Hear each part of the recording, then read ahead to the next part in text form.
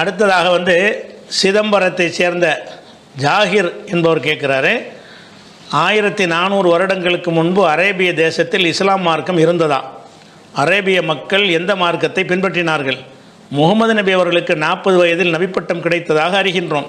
அதற்கு முன்பு 40 வயது வரை நபி அவர்களின் வாழ்க்கை முறை எப்படி இருந்தது அப்படின்னு கேட்குறாரு. அப்போ நபிகள் நாயகம் ஸல்லல்லாஹு அலைஹி வஸல்லம் அவர்கள் 40 வயசில் தான் நபியாக இருந்தாங்கன்னா 40 வயசுக்கு முன்னாடி ஒரு வாழ்க்கை வாழ்ந்திருப்பாங்க. அது ஏதாச்சும் ஒரு மதத்தின் அடிப்படையில் வாழ்ந்தார்களா? ஏதாச்சும் ஒரு மதம் அங்கே இருந்திருக்கும்ல, அதன்படி வாழ்ந்தார்களா? அல்லது இப்போ நம்ம என்ன ஏகத்துவ கொள்கையில் இருக்கிறோமோ அந்த கொள்கையை அவர்கள் புரிந்தவர்களாக இருந்தார்களா? அப்படிங்கிறதுக்காக வேண்டி அதை கேட்குறார். அன்றைய அரபு மக்களை பொறுத்த வரைக்கும் அனைவருமே தங்களை இப்ராஹிம் நபியுடைய மார்க்கத்தில் இருப்பதாக நினைத்து கொண்டு பல காரியங்களை செய்தார்கள். எல்லாமே இப்ராஹிம் நபி தான். அவங்களுடைய வழிகாட்டுதல் யாருன்னு கேட்டால் இப்ராஹிம் நபின்னு சொல்லிக் கொள்வார்கள். ஆனால் இப்ராஹிம் நபியுடைய பேரை பயன்படுத்தி கொண்டு அவங்க எதையெல்லாம் நினைக்கிறாங்களோ இதெல்லாம் அல்லாஹ் சொன்னான்னு, காபாவில் ஹஜ்ஜிலாம் செய்கிறாங்கல்ல, அதெல்லாம் இப்ராஹிம் நபியை வச்சு தானே செய்கிறாங்க. அந்த அரபுகளும் ஹஜ்ஜி செஞ்சாங்க. எதை வச்சு செஞ்சாங்க? இப்ராஹிம் நபி வழிமுறை நினச்சி தான் செஞ்சாங்க. அந்த இப்ராஹிம் நபிக்கே கூட சிலையெல்லாம் கொண்டே காபாவிலையெல்லாம் வச்சுருந்தாங்க. அப்போ அவங்கள்ட்ட ஒரு மார்க்கம் இருந்தது. இப்ராஹிம் நபி அவர்களையும் இஸ்மாயில் நபி அவர்களையும் மையமாக வைத்து அவங்க பேரை பயன்படுத்தி அவங்க சில காரியங்களை செஞ்சார்கள். அது ஒரு விஷயம். அதே நேரத்தில் அதுலேயே என்ன செஞ்சாங்கன்னா சில பேர், மிகச்சில பேர் இப்ராஹிம் நபியுடைய மார்க்கத்திலேயே தெளிவாக இருந்தார்கள். கல்லை வணங்க மாட்டாங்க, கழுத குதிரையை வணங்க மாட்டாங்க. ரொம்ப அல்லாஹ் தான் எல்லாங்கிறதுல உறுதியாக இருப்பாங்க. இவங்க அல்லாவே சொல்லிக்கிடுவாங்க. யாரா படைச்சதுன்னு கேட்டால் அல்லான்னு சொல்லுவான்.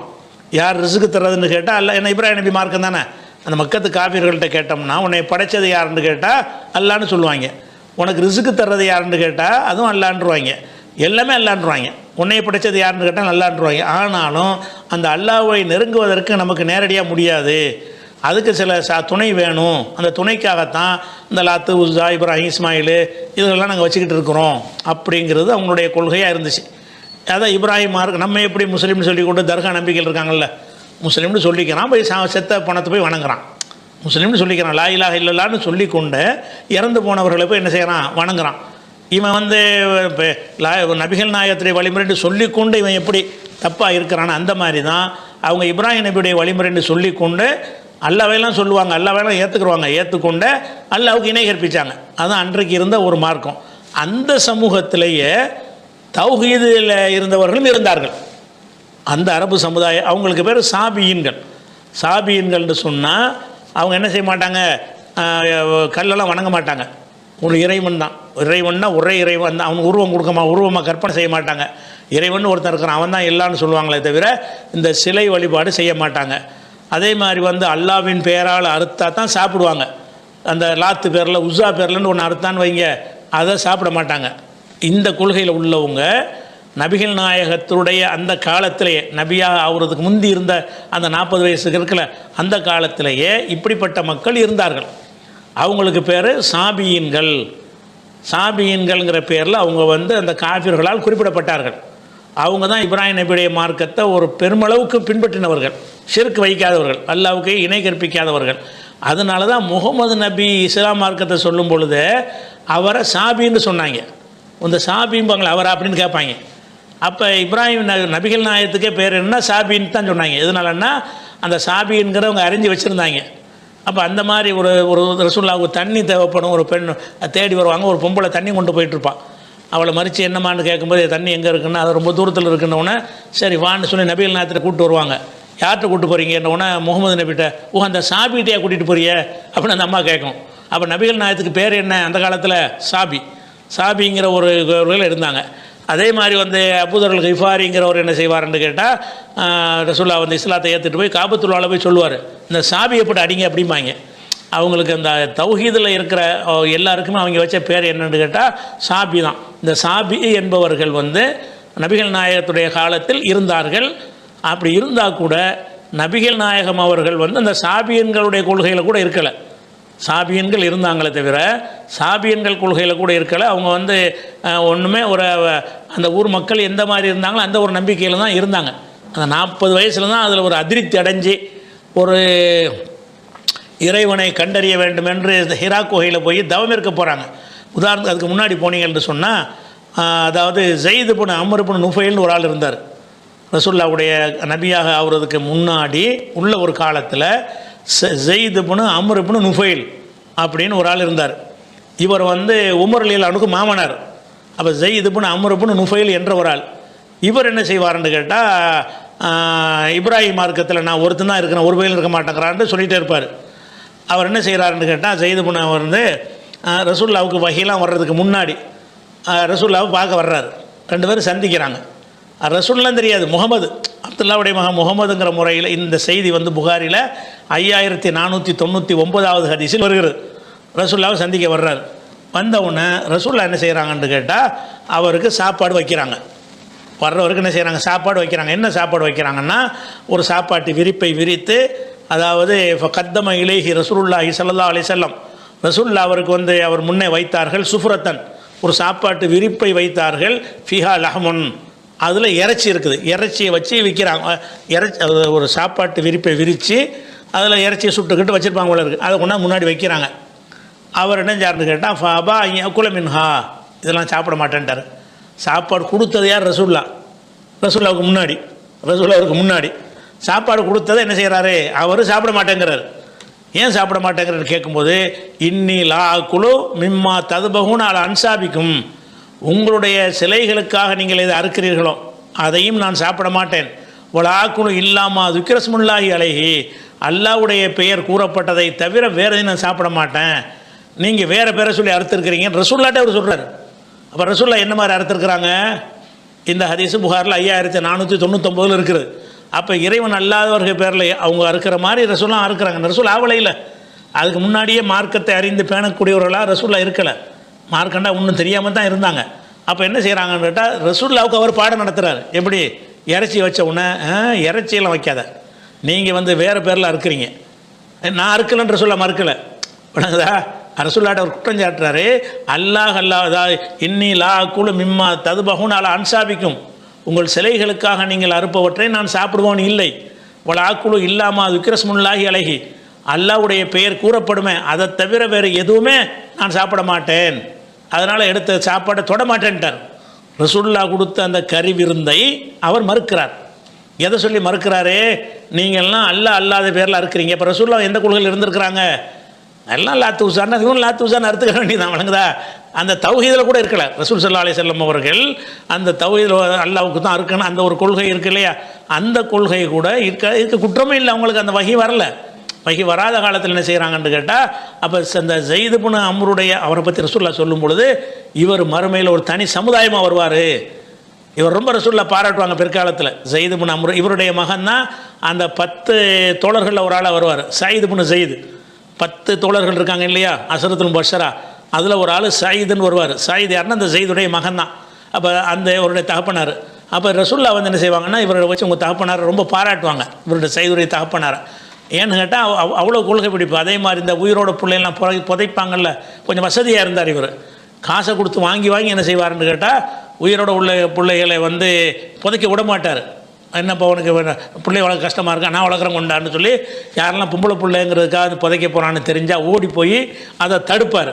அப்போ அந்த மாதிரியாக இப்ராஹிம் நபி மார்க்கத்தை வந்து விளங்கி அறிந்து பல பகுதிகளுக்கு பிரயாணம் பண்ணி போய் யூதர்களை கிறிஸ்தவ பாதிரிகள்லாம் சந்திப்பார், உண்மை மார்க்கத்தை அறிகிறதுக்காக வேண்டி. அப்போ தான் சொல்லுவார், ஒரு ரூபாயை இப்ராஹிம் மார்க்கத்தில் இல்லை, நான் ஒரு ஆள் தான் இருக்கேன் பாரு. அந்த அளவுக்கு ஜெயித் இப்னு அம்ர் இப்னு நுஃபைல் அப்படிங்கிற ஒரு பெரியவர் இருந்திருக்கிறார். அவர் வந்து அவர்லாம் சாபியாக இருந்தவர், சாபியில் இருந்த ஒரு ஆள். எதுக்கு சொல்கிறேன்னு கேட்டால், நபி ஸல்லல்லாஹு அலைஹி வஸல்லம் அவர்கள் 40 வயசுக்கு முன்னாடி எப்படி இருந்தாங்க என்பதற்கு என்ன ஆதாரம்? அவங்களும் இந்த ஷிர்கான விஷயங்களை அடிப்படையில் உள்ள உணவுகளை அவங்களும் அந்த மாதிரி அறுத்துருக்காங்கன்னு வழங்குது. ரசூலுல்லாஹ் மறுக்கலையில் இல்லை நான் அப்பெல்லாம் சொல்லி அறுக்க மாட்டோம், ஆனால் அல்லா பேர்லாம் அறுத்தன்னு ஒரு சொல்லணுமா இல்லையா? சொல்ல தேவையில்லை. ஏன்னா ஊர் உலகத்தில் என்ன செய்கிறாங்களோ அதே மாதிரி செஞ்சுட்டு போகிறது தானே, வகி வரல. அப்போ இப்படித்தான் ரசூலுல்லாஹ் முதல் வழங்கிற இது ஒரு அதிசயமான செய்தி மாதிரி நீங்கள் தெரியும். ரசூலுல்லாஹ் சொல்கிறேன் அப்படி தானே இருக்குது ஹதீஸில், நான் ஹைட்டு கட்டியாக சொல்கிறேன். அப்போ இது வந்து என்ன செய்யணும், அதை வழங்கிடணும். இது வந்து இப்னு உமர் தான் அறிவிக்கிறார். இப்னு உமருடைய மகன் தான் அறிவிக்கிறார். இப்னு உமருக்கு இவர் கொள்ளு தாத்தா வருவார், இந்த தாத்தாவுடைய சம்பவத்தை அவர் சொல்கிறார். அப்போ இந்த ஒரு விஷயத்தில் வச்சு பார்க்கும் பொழுது, நபிகள் நாயகம் ஸல்லல்லாஹு அலைஹி வஸல்லம் அவர்கள் அந்த மக்கள் எந்த மாதிரி நம்பிக்கையில் இருந்தாங்களோ அந்த நம்பிக்கையில் பெரும்பாலும் அந்த தண்ணி அடிக்கிறது, அந்த மாதிரி விபச்சாரம் பண்ணுறது, அது மாதிரியான காரியங்களை அவங்க செய்யலை. ஏன்னா அது வந்து மனித அறிவை கொண்டே தப்புன்னு தெரிஞ்சிடும். இதுகள்லாம் வந்து கொள்கை விஷயங்கள்லாம் அறிவை கொண்டு தெரியாது. அதெல்லாம் மக்கள் எப்படி நடக்கிறாங்களோ அப்படி நடந்துக்குருவாங்க. அந்த ஒரு விஷயமாச்சா. இதை வந்து இன்னும் சொல்வதாக இருந்தால், இப்போ ஜிப்ரீல் வர்றார்ல, அப்போ அந்த சம்பவத்தை சொல்லும்போது புகாரில் 3வது ஹதீஸை எடுத்துக்கிறங்க. அந்த ஹதீஸில் என்ன வரும்னு கேட்டால், ரசூல் ஸல்லல்லாஹு அலைஹி வஸல்லம் அவர்களுக்கு சும்ம ஹுப்பிப இலைஹில் ஹலாவு, அவங்களுக்கு வந்து தனிமை விருப்பமானதாக ஆனது. அவங்க என்ன செய்கிறாங்கன்னு கேட்டால், 40வது வயசு இறைவன் நபி ஆகும்போது என்ன செய்கிறான்னு கேட்டால், உள் மனசில் ஒரு சிந்தனையை அவங்களுக்கு போடுறான். என்ன போடுறான்? இவங்களோட எதுவும் சரியில்லாமல் இருக்க, ஒரு பைய ஒழுங்காக இல்லையே, அந்த கல்லை கடவுளுங்கிறான், மண்ணை கடவுளுங்கிறான், என்ன ஒன்றுமே புரியலையே, சரியாக இல்லாமல் இருக்குது அப்படின்னு சொல்லி என்ன செய்கிறாங்கன்னு கேட்டால், நம்ம தனியாக போயிடுவோம், இவங்களோட இருக்க முடியாதுன்னு சொல்லி ஹுப்பிப இலைஹில் ஹலாவு, தனிமையாக இருப்பது அவங்களுக்கு விருப்பமாக ஆகி இப்போ காண யஹ்லூபி காரி ஹிரா குகையில் போய் தனிமையில் இருக்கலானார்கள். அப்போ ரசூல்லா வந்து இந்த 40வது வயசில் தான் அவங்களுக்கு ஒரு ஒரு ஒரு விதமான தூண்டுதல் ஏற்படுது. என்ன தூண்டுதல்? ஒரு பைய சரியில்லை, ஒருத்தனுடைய கொள்கையும் சரியாக இல்லை, சரியான மார்க்கத்தை நம்ம வந்து சிந்திக்கணும்னு சொல்லி என்ன செய்கிறாங்க, போய் தனிமையில் போய் சிந்திக்கிறதுக்கு தான் போகிறாங்க. இப்போ ஹன்னஸ் ஃபீஹி, அங்கே போய் தவம் இருப்பார்கள். தவம் இருக்குன்னு என்ன, அவங்களுக்கு தெரிஞ்ச முறையில் என்ன செய்வாங்க, ஏதோ ஒன்று இறைவன் வந்து அல்லாஹ் தான் நம்பினாங்கல்ல, அல்லாஹ் எனக்கு சரியான பாதையை காட்டு, நீ தான் காட்டணும், இவங்க சொல்கிற ஒன்றும் உருப்படியாக இல்லைன்னு அப்படி ஏதோ அல்லாஹ்வை நினச்சி ஏதோ செஞ்சுருக்காங்க. என்ன செஞ்சாங்கன்னு வரல.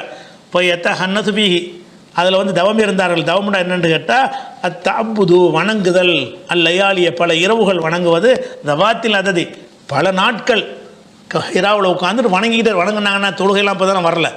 ஏது வணங்குறதுன்னா என்னென்னா அல்லாட்ட ஒரு பிரார்த்தனை செய்வது, அந்த மாதிரி ஏதோ செஞ்சுருப்பாங்க. என்ன என்ன அடிப்படைனா அல்லாஹ் அடிப்படையாக வச்சு தான். ஏன்னா அல்லாங்கிறது அவங்களும் வழங்கி வச்சுருந்தாங்க, அதை ரசூல்லா வழங்கியிருந்தாங்க, எல்லாருமே வழங்கியிருந்தாங்க. சிறுக்கு தானே வச்சாங்க. அல்லாஹ் இது என்ன கல்ல கடவுளுங்கிறாங்க, எல்லாம் எனக்கு பிடிக்கலையே, இது சரியான வழியை நீ காட்டுவேன், இதை நினைத்து என்ன செய்கிறாங்கன்னு கேட்டால் இது மாதிரி இருப்பாங்க. அந்த உணவுலாம் இப்போ தேவையான உணவு காஞ்சி போன ரொட்டியெல்லாம் எடுத்துகிட்டு போவாங்க. சில நாட்களில் முடிஞ்சிடும், மரம் வந்து ரெடி ஆகிட்டு மறுபடியும் எடுத்துகிட்டு போயிடுவாங்க. இப்படி ஒரே ஒரு தடவை ஹிராவில் இருக்கல, பல தடவை அது மாதிரி வந்து எடுத்துகிட்டு போயிருப்பாங்க. பிறகு வீட்டுக்கு வருவாங்க, மறுபடியும் கொஞ்சம் தயாரித்து பண்ணிக்கிட்டு ஹதிஜாட்ட சொல்லி கொஞ்சம் ரொட்டிகள்லாம் காஞ்சி போன ரொட்டியை பல நாளைக்கு வச்சுக்கலாம். ரொட்டியை சுட்டு சும்மா வச்சிங்கன்னா பூசம் முத்து போயிடும். அந்த ரொட்டி என்ன செய்வாங்கன்னு கேட்டு, நம்ம நாட்டில் புளிச்சோறு கட்டுறோம்ல, கெட்டு போகாமல் இருக்க, அந்த காலத்தில் என்ன செய்வாங்கன்னா ரொட்டியை சுட்டு காய வச்சுருவாங்க. காய வச்சா பிஸ்கெட் மாதிரி போயிடும். அது மாதக்கணக்கில் வச்சுக்கிடலாம். அந்த மாதிரி தண்ணியில் முக்கி சாப்பிட்டுக்குருவாங்க. அந்த மாதிரி ரொட்டியை ரெடி பண்ணிக்கிட்டு என்ன செய்வாங்க, அந்த தவம் மாற போயிடுவாங்க. அது முடிஞ்சவொடனே சாப்பாடு எல்லாம் வாழ முடியாதுல்ல, அது முடிஞ்சோன்னு மறுபடியும் வருவாங்க. இப்படியுமா இருந்துக்கிட்டு இருக்கிறாங்க. இருந்த பிறகு தான் ஜிப்ரீல் வந்து என்ன செய்கிறாரு, இக்கரை எல்லாம் சொல்கிறாரா. சொன்ன பிறகு என்ன செய்கிறாங்கன்னா, ரசூலுல்லாஹ் ஒன்று நம்ம நபி ஆகிட்டோன்னு தெரியலை.